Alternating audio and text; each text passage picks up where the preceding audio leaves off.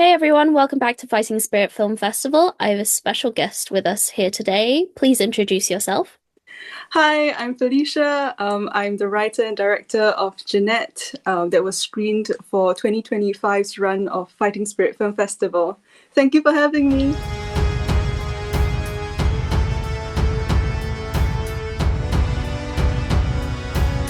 Could you please describe yourself in three fictional characters? Okay, I gave it some thought and made some notes on the side, so Mhm, that's why I might not be looking mhm. directly at the camera. But the first one is Kimmy Schmidt from Unbreakable Kimmy Schmidt. She's the embodiment of hope core and just like a sunshine. And I feel like on my good days, I really resonate with her.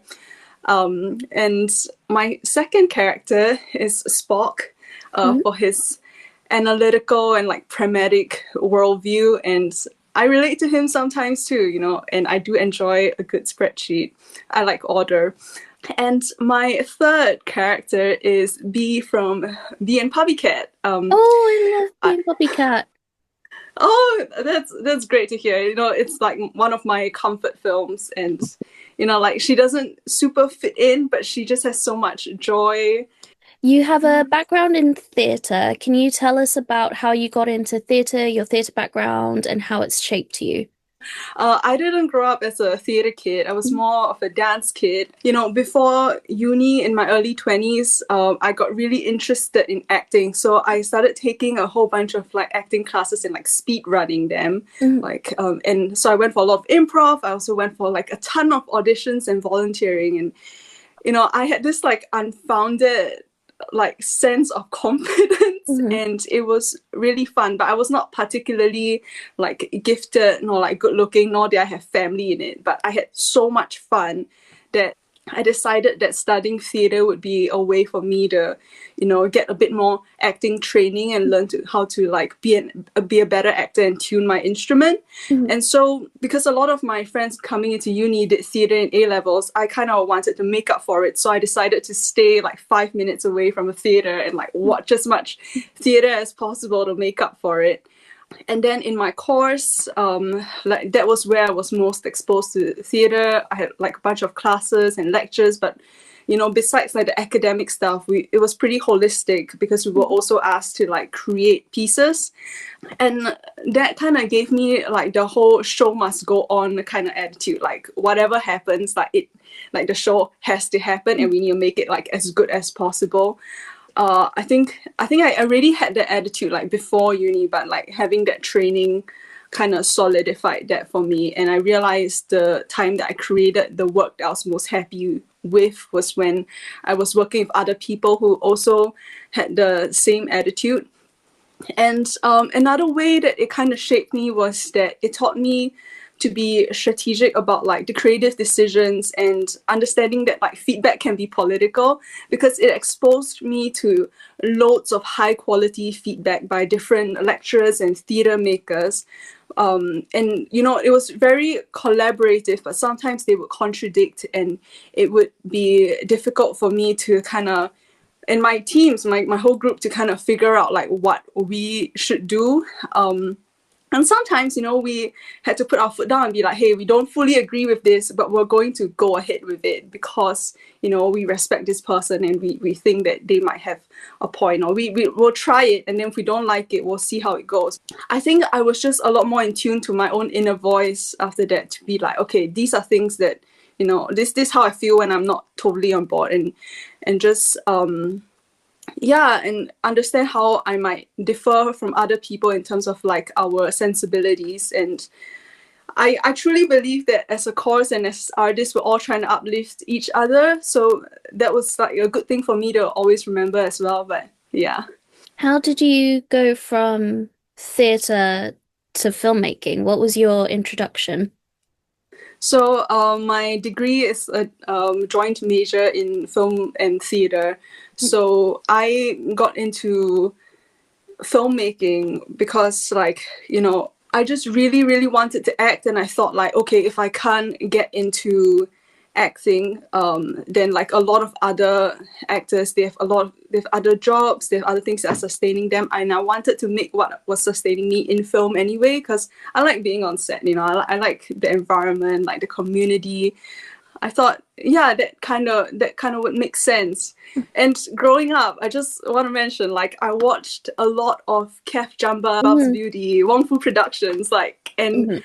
I just loved it so much. But I never thought that that could be a thing for me, and I don't know why. You know, like, I just never thought that I could kind of try that out. Maybe it's just like my family or my upbringing. I'm not sure, but when I started acting, I was like, yeah, I wanna give this a good go. So I went to uni, and then as part of, like, during my course, I volunteered for like any film I could get on, just to speed run that as well. But yeah. How did you get into fight choreography and stunts? Before uni, while I was speedrunning classes in Singapore at this place called Hub Center of Acting and Creativity, an acquaintance invited me to take a fight choreography class at Sandbox Training Ground. They're still there, and they're really, really awesome. And they had a Star Wars themed fight choreography class with lightsabers. And I mean, I had to go because it just sounded so fun. And I was and am still now, like, not great at all that, but, and you know what, it was actually pretty nerve-wracking being around, because everyone was really, really good and skilled and agile. But I had a lot of fun. The choreography was good, the environment was good, and they gave me a video of it after the class, which is still like one of the first few reels on my Instagram. And from there, I just ended up taking more classes and learning more. What inspired you to make Jeanette? So coming into uni, I already knew very clearly that I wanted to make a film as part of my dissertation, because I wanted to leave uni with a film that is really mine. And Jeanette is kind of an outcome of that, and also an outcome of like a couple of things, and very much also the limitations of what like I could do. That being said, it was very, very difficult for me to like settle down on one thing and to like choose one thing, because I also studied intimacy coordination at Intimacy Directors and Coordinators. From the get-go, I was like, okay, I want to explore something with movement, you know, because I did dance, I know a bit of intimacy coordination, I've taken a few screen combat classes. And then I went to have like a whole bunch of coffee chats with people about what they thought might be interesting to explore. And then one of my friends suggested that I watch Hardcore Henry by Ida Naishula. And I watched it, and I absolutely loved it. Like, it was like the best thing. Like, I don't know how I still don't, well, I kind of know, but like, it still blows my mind about like how he got all those shots and like made them all work. And I mean, more than watching it, it was really an experience, just cinematically insane. And I loved it, and I decided that I really wanted to look into it, and specifically the POV filming technique, because I felt that it was used so well. And yeah, I wanted to make a film and use what I learned from his film. What was your writing process for Jeanette, and how did you work on her characterization? So I started off with a structure, because basically Jeanette is a maze, and I wanted to have as many, like, as big a variety of spaces and situations as possible to motivate her to keep going, and ultimately for all her actions to pay off.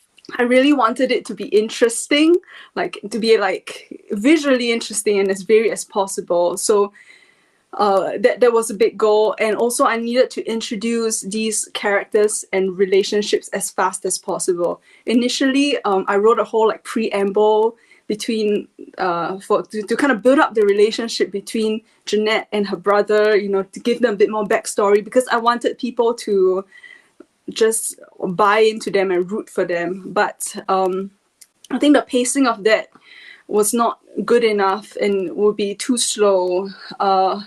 and so that had to be ditched. And so that was one part of kind of thinking about how I would write for it. And also I needed to create like a build up to fighting the biggest boss in the end.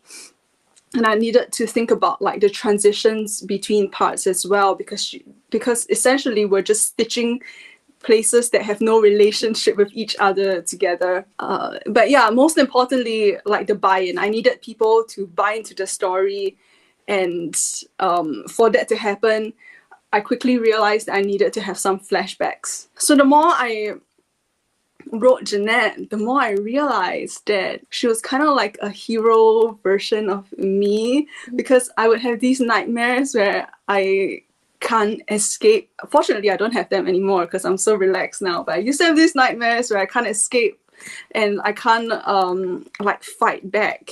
But Jeanette, she fights back, she saves someone, she gets out of there, you know. So it's a bit like a fantasy for me to write her to win. And Jeanette initially was going to be played by a good friend of mine, Ison, who is now an actor. Congrats, Ison. But he ended up playing the guy I smashed the sugar glass bottle with. I ended up changing it because I realized that, you know, I needed to like experiment with the helmet rig and like make sure that like the movements would cut, and that would take a lot of time that I was running out of. So I decided I'll do it myself. But then that also meant that Jeanette became Jeanette, like a female character instead of Ison. So in the end, I really leaned into that. I mean, I love a strong female-centered, empowering film, and I decided that yeah, I would make her fight like me, because I mean, truth be told, I mean, you can see I don't fight very well, but you know, I could make her look more desperate, more opportunistic, and maybe a bit less strategic. That was what I was trying to go for. Yeah, so that also kind of characterized Jeanette in a way, based on my physical abilities or limitation. As part of writing Jeanette, I brought an early draft of what I was writing to my local screenwriting club that I went to, the Bay Film Festival screenwriting club at the Gregsons, and they really tore it apart. No, I'm just kidding. They were so nice with their feedback. A couple of members read it, and you know, they asked really important questions, and that really helped me to understand like how powerful Jeanette would be, like what is realistic if I wanted to make her realistic, you know, like how different characters, you know, whether they are too strong or they're too weak or they're too weird, like, you know, how would they behave and what is their motivation for being so mean if they're really mean, like, and yeah, that was really, really helpful, and it helped me to kind of paint the world I was making. I must say, I do miss the club, and they were very supportive and warm. With the fighting, it was more like a raw and very natural to the character. But then also, would you say there was female rage to it? Yeah, I would say so. You know, I would say that definitely there was quite a bit of female rage to it. But at the same time, because my dissertation, my film was made in conjunction with my dissertation. My dissertation didn't really explore female rage because I didn't, from the get-go, want to look into that. So I didn't really think about that as I was writing. Like, people did bring it up, like, oh, isn't this kind of about like female rage? But that was not what I was focusing on. But for sure, yes, absolutely, yeah. How did you assemble the crew that you entrusted with your vision?